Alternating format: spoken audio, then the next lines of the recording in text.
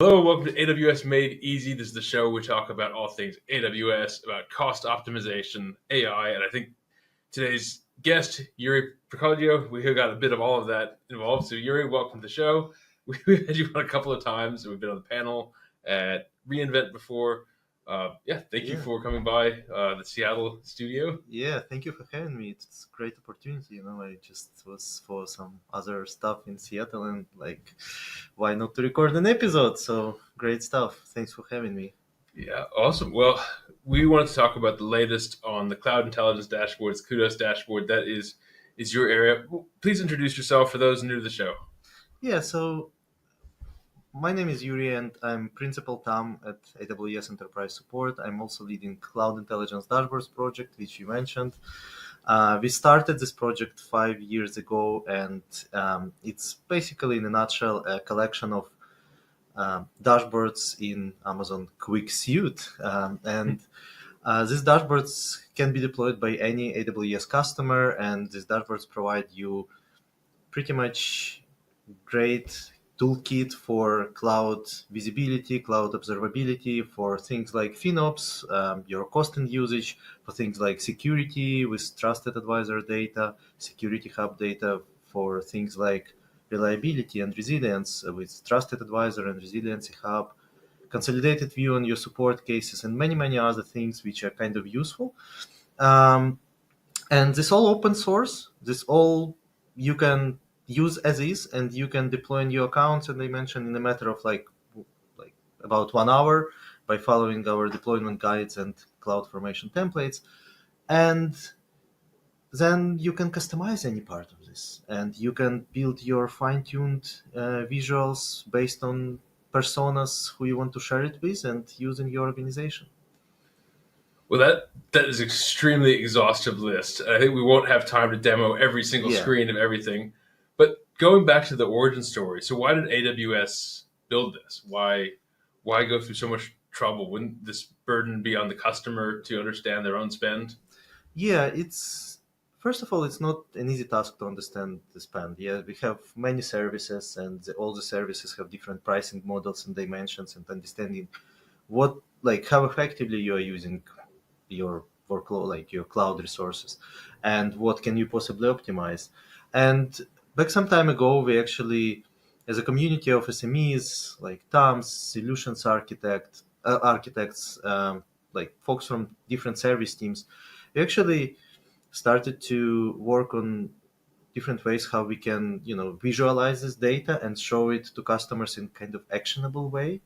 Especially, we started to use these visualizations in our monthly business reviews, quarterly business reviews, and customers liked it. And then the first question which customers were asking about, like after our presentations, is like, can we have this tool?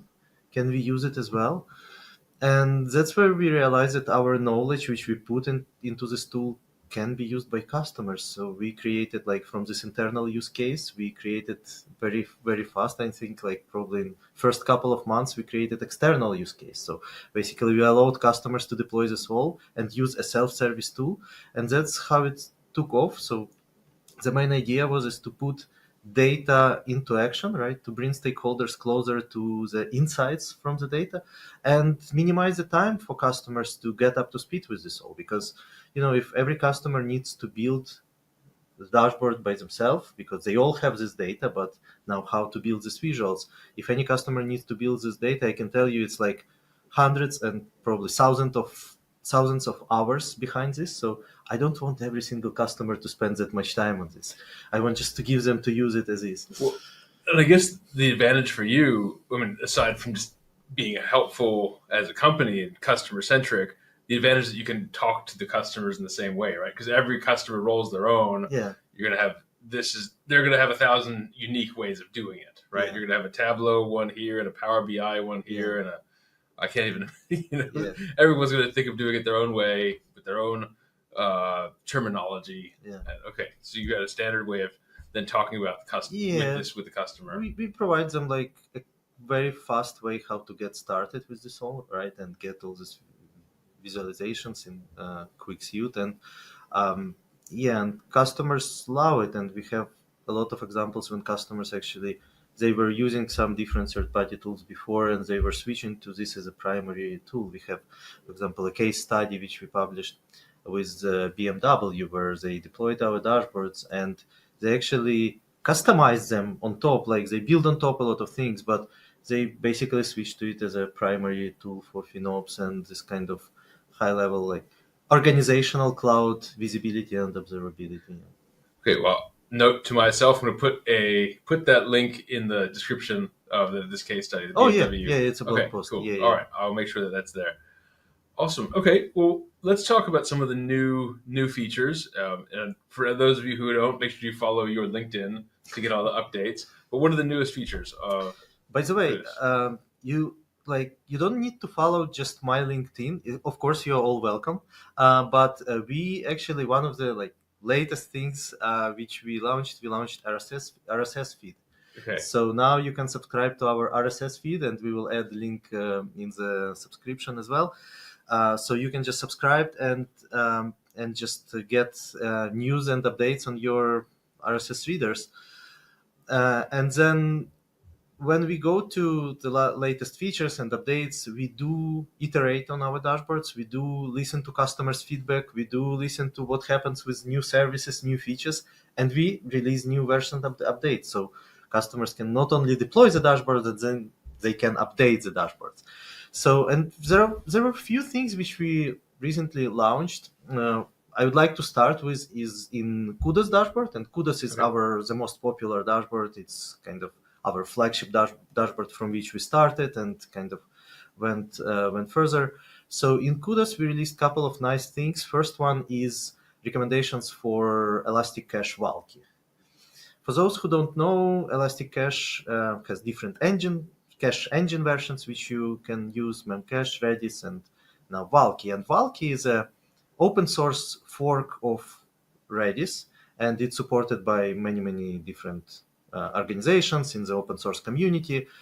And you can run Valky engine on Elastic Cache, and it provides you way better cost efficiency. So I think it's like 20% cheaper for instance-based caches and 33% cheaper than serverless. And it's basically drop-in replacement, right? You Yeah. don't have to change any code Yeah, unless you're. I mean, I'm sure there's some very esoteric Redis feature, but basically drop-in replacement, right? You just yeah, switch the endpoint or yeah, switch the engine type, I guess. yeah. You just switch the engine type.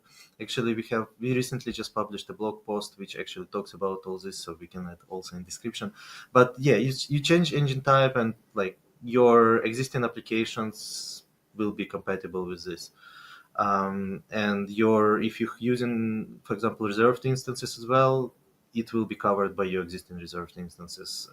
So it's relatively low hanging fruit to update and just get the savings. So what we added in Kudos is recommendations. So per cluster visibility of which Redis clusters you can upgrade and how much will you save on each cluster, and some visuals which allow you to track progress while you migrate into Valky. Got it. Okay, so you can log into Kudos. You can see, okay, I have cluster A, B, and C, and this one's worth 10,000, and this one's worth 8,000, and you Yeah, can just yeah, hit the button, and yeah. It's that's great. in databases tab in Kudos. Like if you scroll down, you will see all those visuals, and they're very intuitive. And one of the things that all our dashboards by default support multi-organizational deployment, so you can consolidate data from multiple AWS organizations, which is pretty cool. So again, if you run multiple payer accounts and organizations, you can get data in one single place, and then as a centralized FinOps operations team, you can actually see, okay, here's what I need to migrate, and the most important part that you can see total savings opportunities. So you can kind of measure not like how much you're going to save on it versus the efforts which you're going to put it. So you can like understand more or less like your return of investment into this work. You also told me about weekly trends. Let's talk Yeah, about weekly yeah. trends. Another thing which we released in Kudos is ability to see the weekly trends, and we used to have a tab which was called month over month trends. Now we changed the name to just trends, and we provided good like insights and visuals into basically your trend analysis, your difference in spend and usage. By the way, I can show it and Yeah, maybe I let's do can it. demo. Let's do it. So what you see here, it's basically a Kudos dashboard and our executive trends tab. And before you could see just monthly trends, and here at the bottom you can see this trends comparison visuals where you can see different services and what the differences between the like separate months, and you could see it per service or per AWS account as well. And now you can actually switch to weekly. And by the way, you can also use like either calendar months or normalized months. So, for example, if you compare in February to March, it would be like in February 10% less days, right? So it makes sense to compare like months in when amount of days is kind of similar. So you can normalize months and compare as in every month for the same amount of days, or you can switch to weekly. And weekly trends allow you. So let me just switch also the date picker to weekly. So let's say I want to see like 5 weeks or like 6 last weeks, and I and I will exclude 1 week. So now I see the same trends, and I can see the differences between separate weeks.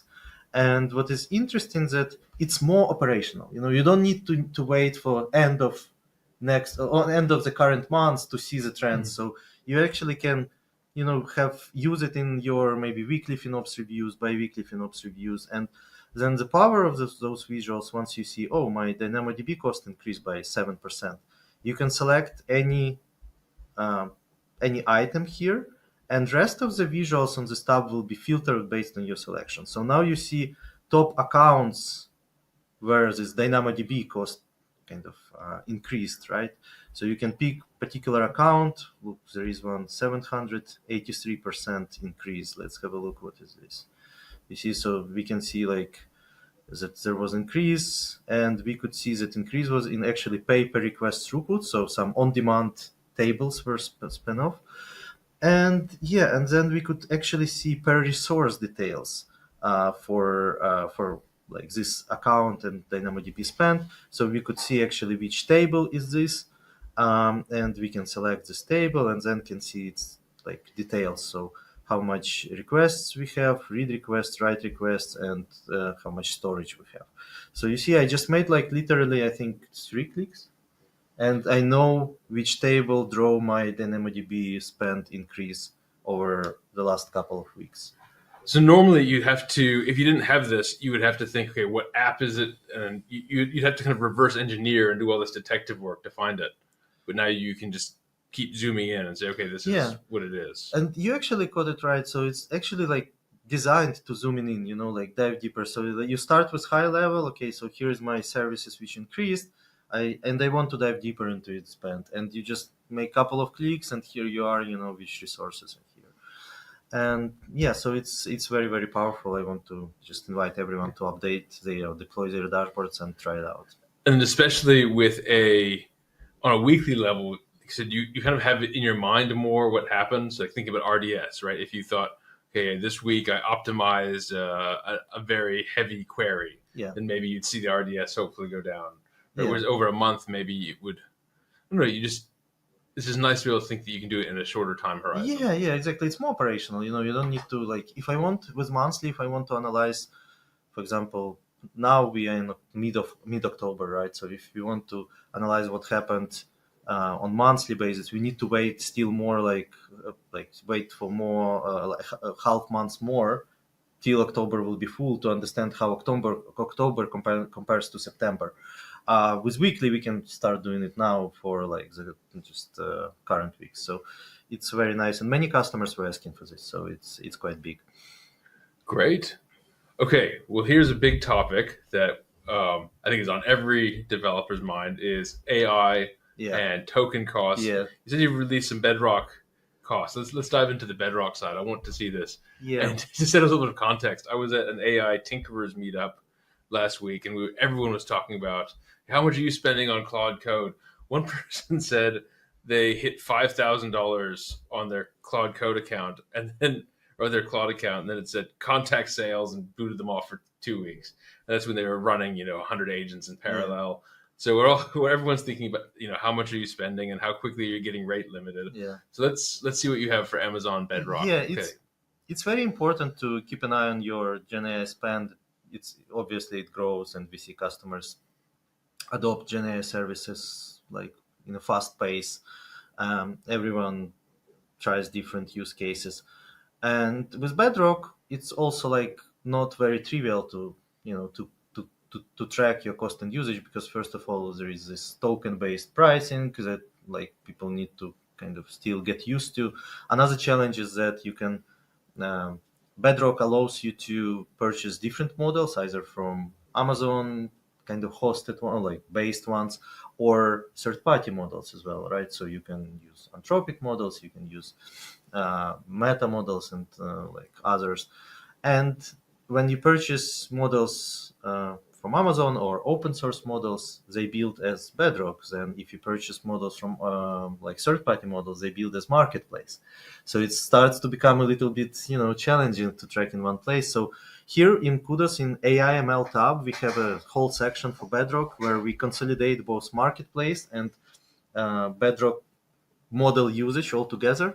We provide different visuals to understand you like high level cost.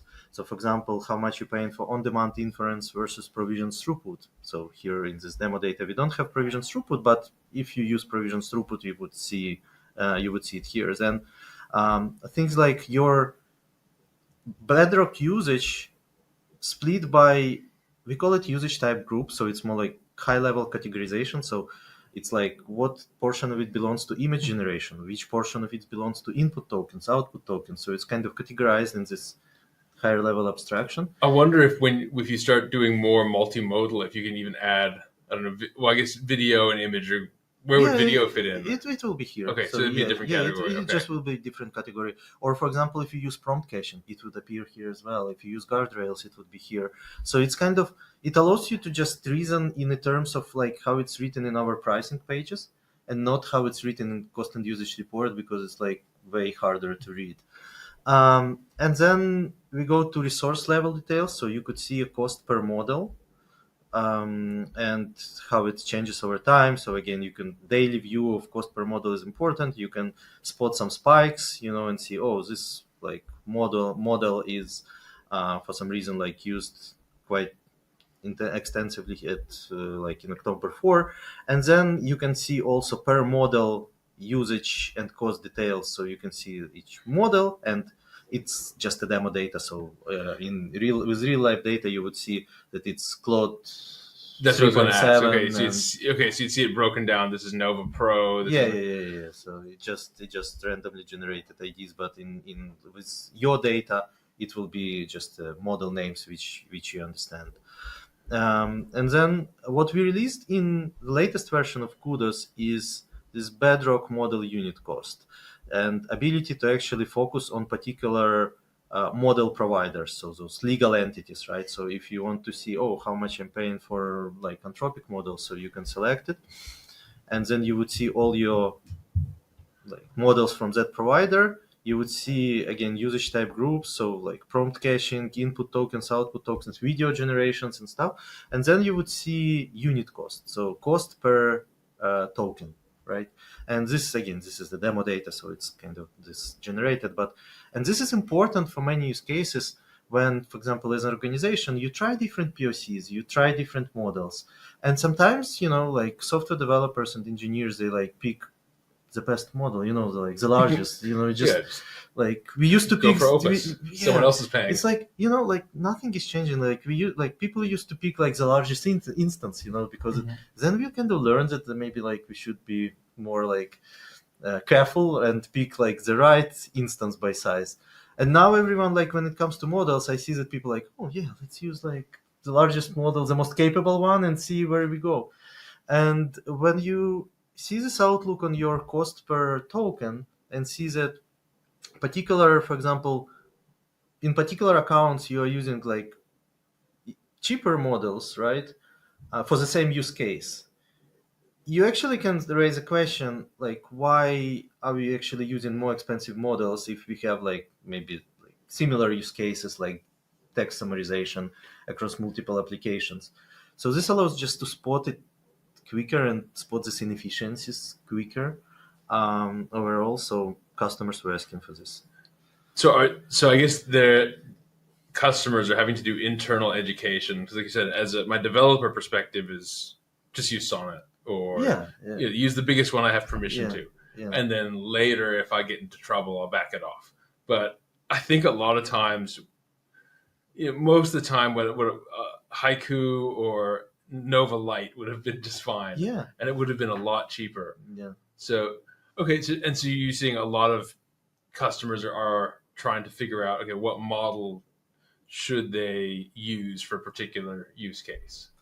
Yeah, exactly. And they can spot that, for example, when they have particular, like when they have similar use cases across organization and different Mhm. applications, then they could spot that they're using different models and they could see, oh, this model has higher cost per token. Why we are using this model?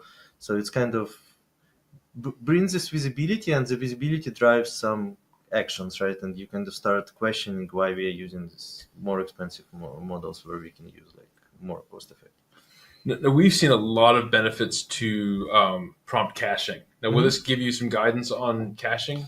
It will show you what the cost per token for caching, Okay. because it has different price. So you will see here just in usage type group, you will see like another line items like cache reads, cache writes, Okay. and you will see like you will see cost like cost per tokens. But I guess it wouldn't know how much you could save by enabling caching No, because this it is wouldn't. yeah, this is it won't show because again, it's based on cost and usage report, and in cost and usage report, like to understand how much you could save on prompt caching, you the only way you can understand it is like you need to analyze prompts, Mhm. and you need to see maybe you have prompts which are you know every prompt is unique and you cannot really cache them, or maybe you have like same prompt repeated like thousands of times.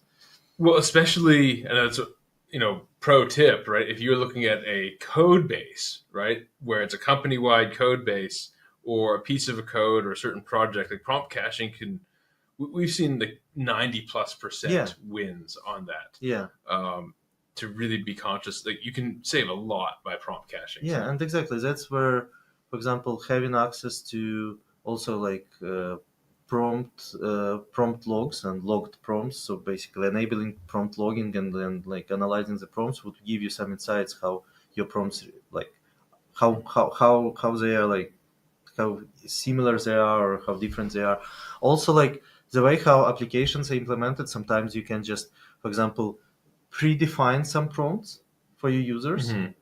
and just kind of drive them. So instead of they type in them, they pick from standard ones, and then it would mean that every prompt is the same because they picked it from some drop down, and that would kind of drive towards using prompt caching and the like increase cache hits at the back end. Got So it. Okay. it's like UX, how you design UX can actually drive how many cache hits you will have. That's a very good point. So if you're building up internal tooling, you want to be aware of trying to reuse where you can. Yeah, yeah, yeah. Okay.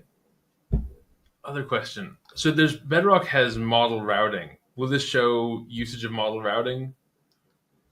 Uh, no, I don't think Okay. so. Yeah, the model routing, I think we like it's not in the cost and usage report as far as I remember. Yeah, that would be an interesting thing to track, right? Because I just out of curiosity, right? Because model routing says I'm going to give this to Nova Pro or Yeah, Nova but it's actually a Standard, good question. Yeah, but I need to check it, but maybe it probably will appear as just a model which is used to route. mhm. But yeah, we need to check it. So, but it's a good question. Yeah, It would be interesting. I mean, I guess you'd want to look at it the same way you look at S3, right? Like S3 intelligent tiering, where it's like, okay, because of intelligent tiering, I put this in Glacier and this in infrequent and this in standard. yeah.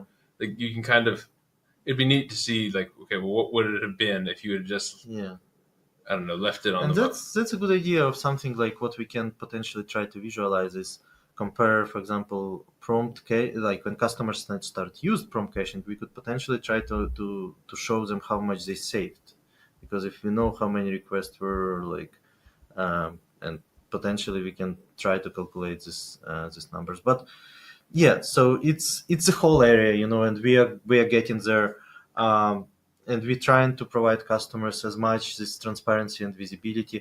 Another area, and like what is important, is to tag your and basically allocating cost of Bedrock spend, and that's where we go to like another feature which we launched is ability to bring your tags and overall organizational taxonomy to the dashboard, to the default dashboard, without need to customize it. In Bedrock, in particular, you can like it's important to tag your usage, and you can do that with inference profiles, and you can tag inference profiles, and then you will have like cost allocation tag. Well, I think that's another pro tip for our viewer, right? Make sure you have a tagging strategy. Make sure your tags are up to date. Otherwise, it's like, well, it's like getting a credit card bill and just having one number, right? You want to know what went where. And Exactly. Yeah. Exactly. And this is like it's not new, right? It's we've been talking about tagging and cost allocation like for years, and it's just another example of why it's important, because you may run like hundreds of different use cases, and you want to make sure you understand what's your return of investment on each use case, and for that you need to understand what the cost for each application and use case. So it becomes very very very vital. all right, well, let's have a look at this taxonomy explorer. Okay, so this would be a company's a company's internal. Yeah, so with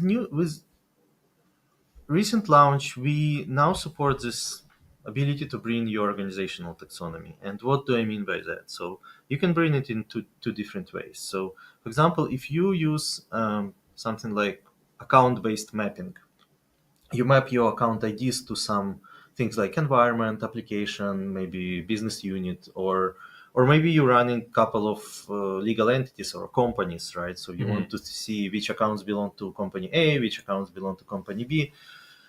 So if you have, like, if you run workloads in different AWS accounts, you can allocate them by this account mapping, right? So it's kind of level one.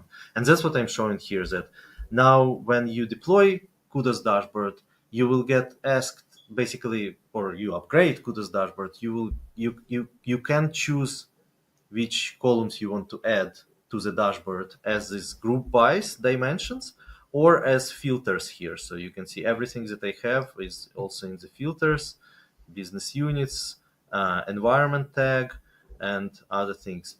And then you can use this taxonomy explorer to actually dive deep on basically how your spend breaks down into different taxonomy dimensions.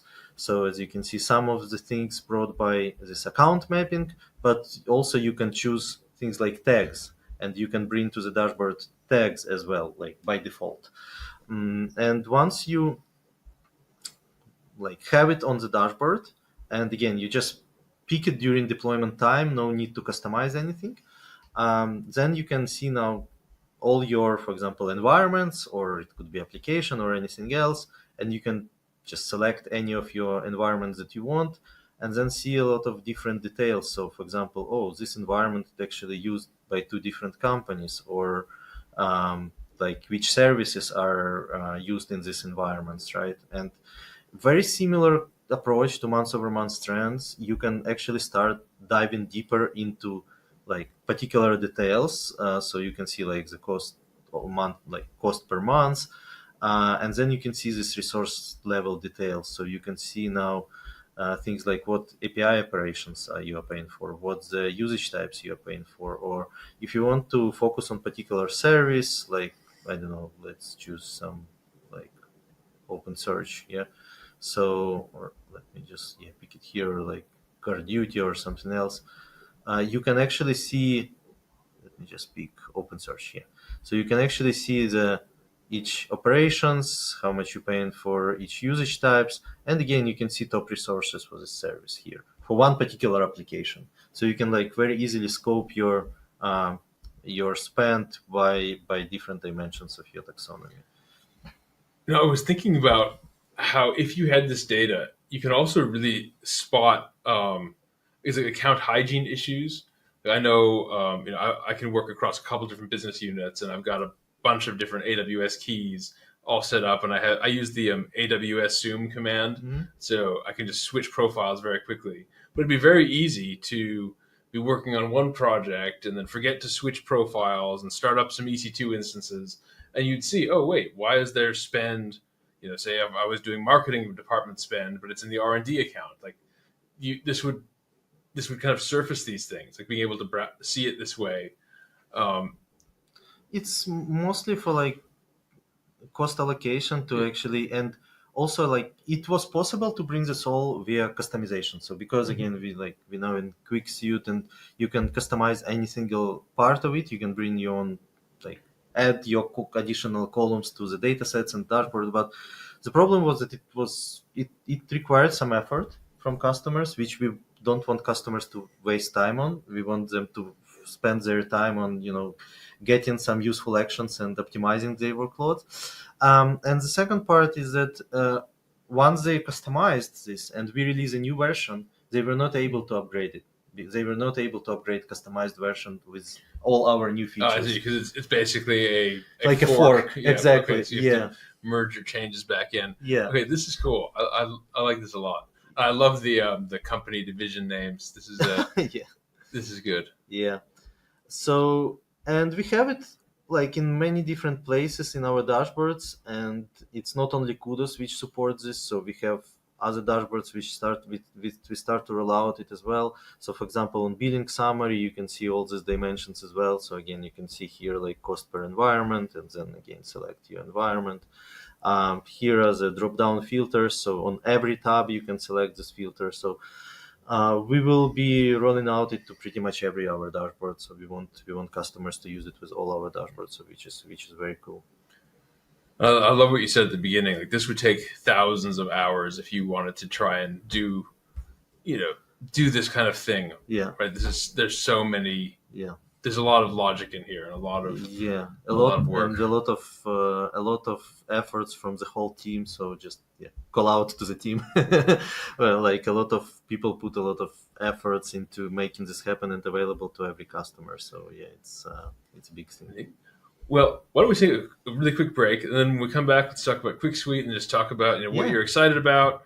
Let's talk about reInvent coming up. You've got some sessions. yeah. Let's take a quick break, and then we'll jump right back into it. All right. Okay, we are back. Now we were talking about Quick Suite. We talked about that. It was actually a pretty big announcement. Matt Garman on Yeah. LinkedIn announced it. It was a big change. So, what is it, and like, how do you summarize it, and then how does it fit into what you've been Yeah, doing? I'm very excited about this because we built cloud intelligence dashboards on QuickSight since 5 years. So we provided lots of feedback to basically service teams. We hear a lot of customers' feedback about, and it just kind of became this QuickSight became a part of my day-to-day work. And what is exciting about Quick Suite launch is that now QuickSight gets full scale generative AI capabilities with agents, flows, and everything. So think of what you have in Q Business, have now in Quick Suite, and you have BI capabilities, right? And so you have visualizations, you have dashboards, and this all together brings a lot of power. So you can use not only BI, but you can use Gen AI, so generative BI. Can you give us a demo? I'd love to see like how would you get started? What does it look like? What Yeah, kind of questions you could ask? yeah, absolutely. And what is actually great that like it it uses not only the data but also the dashboards as a knowledge base when you ask the questions. So let me show you. We are now in Quick Suite, and here is if you want to start asking some questions. Here is on the right side this panel, and as you can see, there is default agent, my assistant. You can start asking questions here, and it will work quite good. But what else you can do is you can create a space, and space is basically just a list of additional knowledge bases or context which you want to provide to model, right? And here I can choose different stuff. So, for example, I have all Cloud Intelligence dashboards deployed. Mhm. So I selected them, added to the space. So if you see, I selected some dashboards. I can add dashboard if I want as well. Then I can add knowledge bases, and knowledge bases could be something uh, like AWS documentation or something like adding some other resources here. So it can use it as well. So once you have space, you can create an agent. And let me show you what agent is. So I created CID agent just for sake of time, created it upfront. It's very simple to create, and you need to provide few things: agent identity. So you are AWS operations optimization advisor and stuff like that, and then some details about basically what do you want it to do, persona instructions. So I just provided some stuff like use CID dashboards in the knowledge sources. um, like if you cannot answer a question, clearly specify which dashboard tab should contain relevant Okay, information. and so you can also, if you brought in, say, a knowledge base, you could point it at this part of the knowledge base, saying you could cross reference with these documents in the knowledge base or something like that. Yeah, you can give it instructions, or maybe tell some priority of like what to look for. So for example, I instructed it like for idle resources use our Quora and Kudos dashboards, for right sizing use Quora, for graviton optimization use Quora and graviton Oh, saving. this is So cool. I Okay. just provided it a little bit of hints, so it works a little bit faster, and it doesn't need to kind of spend like waste some time and checking some stuff. So I just put a little bit kind of context and instructions. You see, nothing fancy. So for multi-cloud, use focus dashboard, Hmm. and then I put some kind of some guardrails, or like a bit of uh, constraints. So like if you cannot provide answer, don't make up numbers, acknowledge limitation, and behave well. Um, then there are a few things which you can add here. So you can choose which tone you wanted to use, like response format. Provide here, I say, provide as detailed response as possible with text and visual graphs. Length, you can also limit, like be chatty or be concise. Yeah, and then you see here, I have knowledge sources. So I'm actually linked my CID space here. You can also upload files here if you want. So, and that's it. That's agent, right? And then if I go to quick suite, and I can now select my CAD agent, and I can start asking some questions. So for example, I just have some couple of prompts just for sake of time. Provide detailed analysis of S3 cost and usage, and provide per bucket recommendations what can optimize. So look, it actually goes to Amazon S3 tab in Kudos dashboard and tries to fetch some data and insights, and then it will provide an answer. Okay, and so it has access to the dashboards, I guess the underlying data in the Yeah, dashboards. yeah, and and the cool part that in the dashboards we already have pre-built logic how to source this information. We have filters, we have calculations. So the only task which LLM needs to do is just find the right tab and actually take all this data. So it uses dashboards as a context of the checks. What is also cool that you can kind of, if you want, you can always go to that dashboard, and so basically it gives you a hint where to look for, even if you want to cross-check LLM, or if you want to see, okay, maybe it's provided, LLMs can hallucinate, it happens, Hmm. and you might want to cross-check. You know where to go, you know where to check, and so it's very important. So here we are in this demo account. We have some, like here is some buckets. It says the cost per bucket, implement lifecycle policy, potential savings. So again, data retention policies here. Uh, Well, and that's neat with the LLM, right? So that's like a number three when you have a bucket called delete me after video, right? yeah, That's the stuff that only an LLM could get you because it's actually figuring out, oh, there's actually some meaning in the name. yeah, In addition to all of the numerical analysis, you actually get some. You're still getting the English yeah. interpretation. So some incomplete uploads in Athena results bucket and some stuff like that. So it actually brings some summary, like what reduction I could get, what savings I could get. So it's pretty nice, and I can go to a S3 tab and explore this data like in Kudos and see which buckets I have and just cross-check, right? And this is not generic advice, right? Like I really like, because it could just say, we tend to use S3 intelligent tiering. It's like, just do that and everything is fine. Yeah. But this is very it's based on specific. your usage. Yeah, based on your usage, based on your resources, based on your utilization. Another one could be something like, for example, show me right sizing opportunities, right? So, for example, show me right sizing opportunities and idle resources.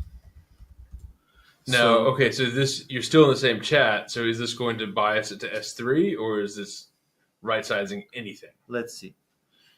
Okay. So now you see it goes to Trusted Advisor, Quora dashboards. It goes to Usage Optimization tab in Quora, and Quora is based on Cost Optimization Hub. It also like Trusted Advisors now also supports like basically uses Cost Optimization Hub as well, so it should be the same data. It could also go to Kudos dashboard. We have some idle resources there, so so basically it can it pulls data from multiple dashboards. It can pull data from multiple dashboards. That's what I want to show, that it's not like you chatting with one dashboard. You chatting with entire ecosystem of these dashboards, and we cover more than just FinOps. So I want to show a few things. What we do is like security and operations as well. It's pretty neat that it actually has some internal representation of the state of the dashboard in a way that's loaded into its context. Yeah, because that alone is not an easy problem of how do you represent this in a useful way to an LLM. Yeah.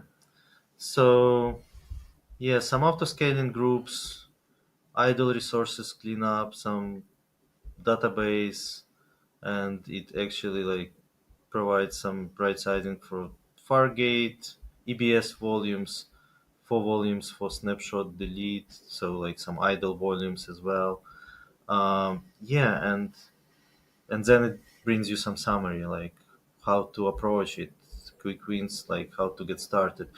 What is cool, it also like you can ask questions how to right size EC2 instance, and and it will use LLM knowledge. It can go and ask web. So here I think you can choose something like use web resources, and then it will provide some recommendations basically, and snippets from CLI commands and stuff like that. So yeah, it's you can chat with it as with you chat with LLMs.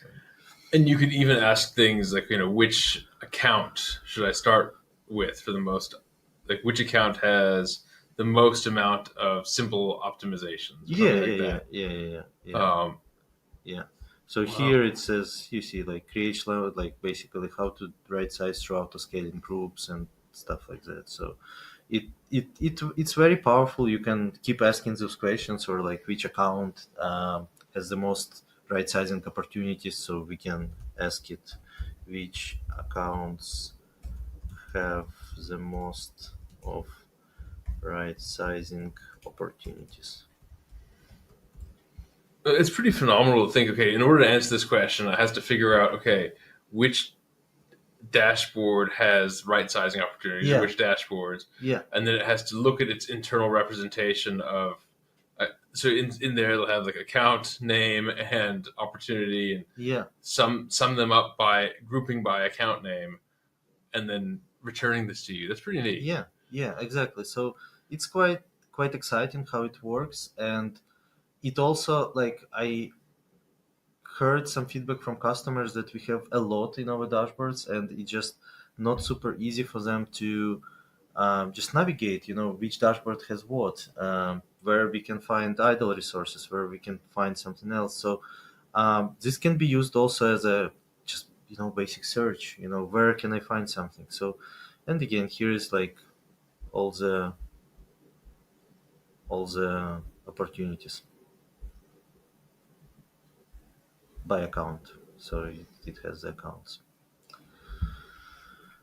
All right. Great. Okay. Now I want to quickly show also what we can do for things beyond FinOps, right? Okay. So because we have many different dashboards in CID, we have support cases dashboard, we have health events dashboard. So all this, like versions, deprecations, some scheduled maintenance, and like things like that, sent to any customer with health events, and like we provide the dashboards to have consolidated view for it. We have Resilience Hub dashboard, which so Resilience View dashboard for Resilience Hub data. So it's a lot of different insights which we provide beyond FinOps. So once you have all these dashboards deployed, you can actually start asking questions like provide report for the most critical security and operations risks, and let's see what it will come up with. So you And see, that's cool. Just working in parallel. yeah, and it uses now different tabs in Trusted Advisor dashboard and use summary tab in Health Events dashboard. So again, it's quite neat that you can just, by seeing what it does, you can also learn and know where to find this information if you want to. Because indeed, like, it's always worth to like cross check and, to just go to the dashboard, or you can then share with your teams who own those resources. Hey guys, like log into this dashboards, have a look, you have some resources to optimize. So look what we have here: 12 security group with multiple ports exposed, lambda functions with deprecated runtimes. And this is like, I see articles on Hacker News all the time of okay, I'm in serverless and here's problems I didn't even know existed. And so this like deprecated runtime issue, Oh right? yeah, If you copy pasted some code and you're running an old runtime, yeah, right, it just wouldn't cross your mind if you're not used to serverless. Oh, I need to think about this. yeah. Or things like, look, ECS task patching retirement, one impaired resource, S3 lifecycle behavior change, six affected resources. Then, like in resilience gaps, RDS multi-AZ, we have one instance not configured for multi-AZ, 26 volumes without recent snapshots, availability zone imbalance. So it actually like provided pretty nice report from multiple dashboards. And what is also interesting that this is like one agent and you chatting with agent. Now there is a feature which called flows. So in flows you can create a sequence of agents.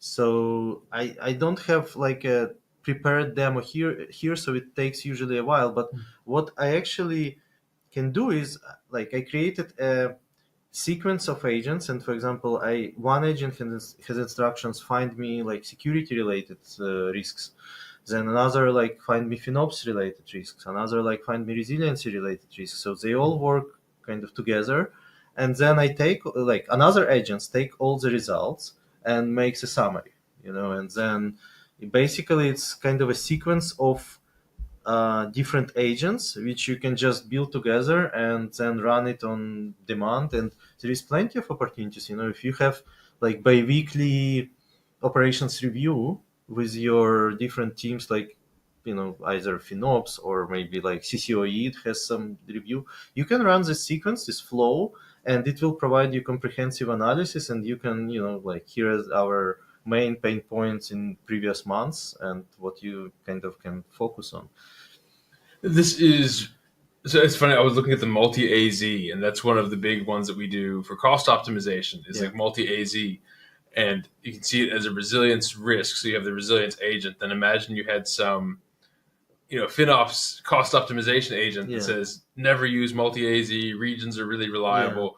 And you have a decider agent that Yeah. says like, okay, if it's dev or test, then favor cost, but if it's Yeah. prod, favor resiliency. Yeah. Right? The I like this a lot because you can. I think it goes back to agents in general, right? You give agents one particular perspective, Yeah. and then you can have all these different perspectives coming in, and you can put your priorities in the orchestrator to Yeah. say how Yeah. where do my Yeah. trade offs go? So for example, then when you have agent which takes all this information from different agents, and you can say if it comes from production accounts or like production environments, then prioritize like resilience agent over FinOps agent. If it comes from sandbox accounts, prioritize FinOps agents and stuff like that. So, or each agent has its instructions. So you can put there, if it's production, don't provide me recommendations regarding single AZ. I just, I don't want to have single AZ in prod. So, and that's it. So it looks like it's super easy to customize a little bit and fine tune, give your ideas to agent what you want to see and what you don't want to see, and then that's the way how you can kind of quickly adjust to your needs. You can have different agents, and you can try to have agents like different personas, FinOps, security, etc., etc. Got it. Okay. And it shows that this like fundamental problem, right? Because you could put all those things in one agent, but then I mean, just like people, right? If you give it competing objectives, it's confusing.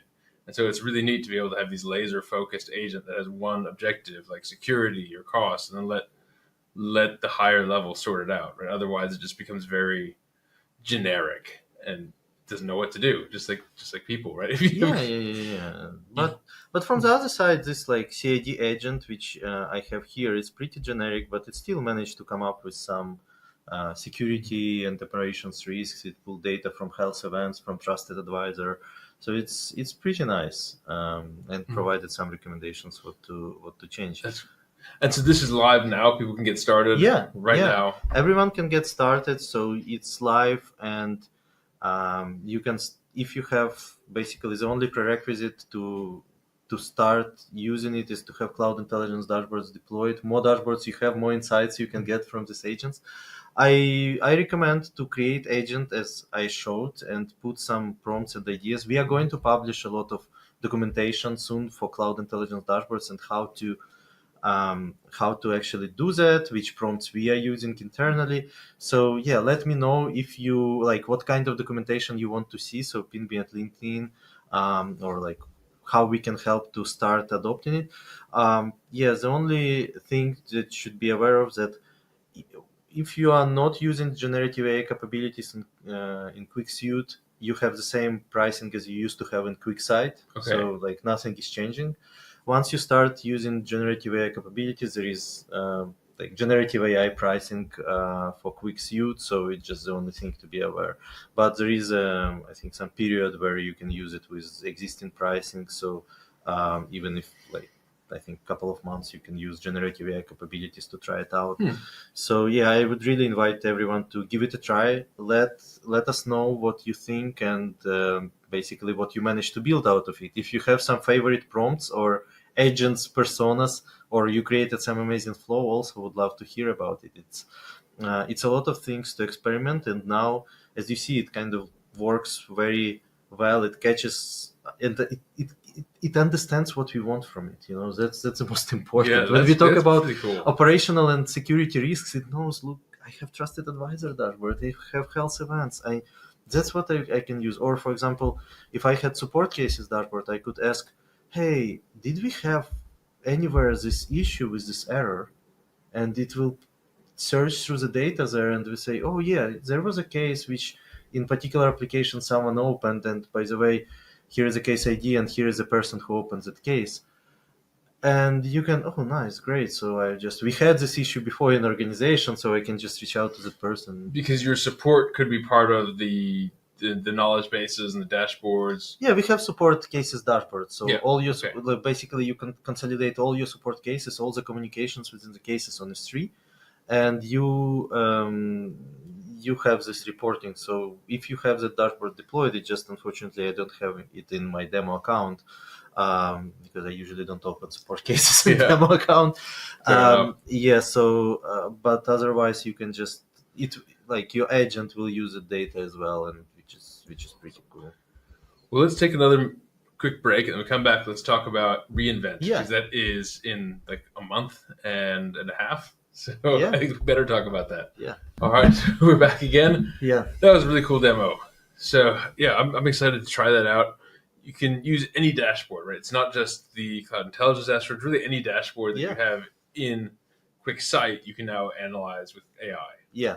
and it's very exciting. So if you use QuickSuite for your generally like business purposes and business goals, and you can use the same way. Yeah, it's actually will probably even be easier for LLMs to reason about some business data than cost and usage data, because usually the business data is structured in a more easier way, because cost and usage report, for example, it's quite not an easy one to reason about, so it's quite challenging. And so yeah, like it's applicable for anything which you can bring to QuickSuite, and you can just use it as a uh, general purpose generative AI application. So you can just upload some documents. You can connect it to Slack, so it can then analyze your Slack. So imagine that you have your dashboards, your Slack, your some documents which you uploaded, and all this together, and you can start chatting with it. So it's very very powerful. It goes way beyond just BI use case. It goes like far beyond. That's really neat. So reInvent Yeah. coming up just a couple of weeks away. Tell us about your sessions. We think we've done a meeting at most of the reInvents. So Yeah. what's your We met first time at reInvent, so I think it was like 4 years ago. yeah, it's been a Yeah, while. yeah, it's been a while. Yeah, yeah, I'm very excited. It will be like my fourth reInvent. This year, I'm going to have two sessions. One is about unit cost economy, so it's called Developing Unit Cost Metrics with Cloud Intelligence Dashboards, COP 306. It's going to be a builder session, and we will have hands-on experience. So we will provide hands-on experience for participants. So we will have 1 hour of immersion into building unit cost economy dashboards based on CID. So we will show how to bring your business metrics, how to join them together with cost data, how to calculate cost per user, cost per revenue, and stuff like that. So if you are into making like more clear connection with of your cost with your business, and making sure that you try like you getting into measuring business impact of everything you do on AWS. I super invite you, and very very very invite you to our session. It's going to be fun, it's going to be hands-on, and builder sessions are the ones where you have like not a lot of participants around one speaker, so you will be able to ask any question you want. And by the way, once you build this dashboard for your unit cost economy, you can, if you use QuickSuite and these GenAI capabilities, yeah, afterwards you can start just asking about your cost per customer. And so this is when you get a temporary AWS credential to a pre-populated account that you can actually you can actually play with it right there. So bring your laptop, and everyone else will be doing the same thing. So it's pretty fun, and you can usually those credentials last for a little while, so you can play with it for a day or two. And actually today I think we've got reserved seat, like you can start reserving your seats in sessions. So it's a good time to actually book your session, like COP 306. We have it on Monday and then repeat on Tuesday. And then another session, which is also like interesting, more for customers who run workloads on multiple cloud providers. So it's called Achieve Multi-Cloud FinOps Visibility. It's HMC 319, and we are going to also to have it the session and repeat. So on Monday and Tuesday as well. So quite intense Monday and Tuesday for me, but I'm very excited about it. So we are going to talk about basically building multi-cloud FinOps reporting, building multi-cloud FinOps dashboards, and it's going to be Chalk Talk. And I'm also very excited that we have JR Storment participating, and he's a guest speaker in my session. So would like everyone who is interested in multi-cloud FinOps reporting and focus, and how to get it all to action. So you're very, very welcome to join.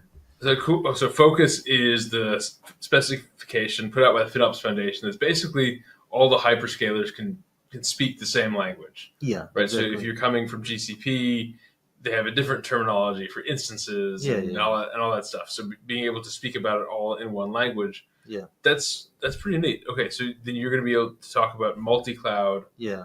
So we are going to talk about basically the role of Focus, and then how to visualize focus data, how to get some actionable insights of focus data. And the most important part, we are going to talk about how to bring data from multiple cloud providers together in a single place. Because, the focus helped to normalize the data, so we talk the same language, but now we need to understand how to get to the same place, right? Because if people still live in different countries, we want to get them all together. That's a good point, right? If you got the cur in Amazon, okay, yeah, you that's a really got good focus point. on Amazon, you got focus on Azure, and you got focus on GCP, and then you need to bring this all together somewhere because you can it doesn't make sense to use them all over the place. So and that's quite challenging, and we built solutions for customers to actually simplify this, and we are going to cover this. That's exciting. That's pretty neat, and it's addressing a very pragmatic concern, right? Because you could just say, well, just use only Amazon, right? That's an easy answer, but it's not really an answer because it's not the reality. So Yeah, you can just we see customers using multiple cloud providers, and it's totally fine, and there are many valid use cases for this. So, and we just want to help customers to be to be successful in these multi-cloud use cases, and to make sure that they are felt as first-class citizens, and they don't feel any limits. So that's why we have this session, and we are happy to share our knowledge, experience, and help customers to quickly get started with this. awesome. We'll make sure I'll put this it's COP 206 and the other one, the Chalk Talk was wait, you've got COP 206? COP 306 306. and then HMC 319. Okay, got it. Make sure those are in the description as well. Yeah. There's a lot of useful information here. Anything else we should talk about? And we talked about cost optimization quite a bit. What do you see as kind of the low hanging fruits in cost optimization, just in general? Like if someone came to you and said, "What do I do in the next month?" Where would you tell them to start? Yeah, it's a good question. I would suggest first of all, look at your trends. What's the most kind of what are the services? What are your top services, right? And then look at those services. For example, if it's S3, it's usually there are plenty of low hanging fruits, like we saw. Just you ask LLM, what can I do, and you will find some plenty interesting opportunities. On each dashboard, we have some recommendation sections as well, so you can read those recommendation sections. But basically, usually I see among low hanging fruits is for example S3. Then it's very often when customers have some a lot of right sizing opportunities, and it's also usually very low hanging fruit if you just can right size instance which is underutilized. It's usually most likely won't have any impact. It's low risk. You can right size your EBS volumes or identify idle or unattached EBS volumes as well. Then the big one comes now to Gen AI workloads. Yeah, if you use Gen AI, keep an eye on which models you're using, what's the cost per token. Check if you're using prompt caching. Check if you're using prompt routing.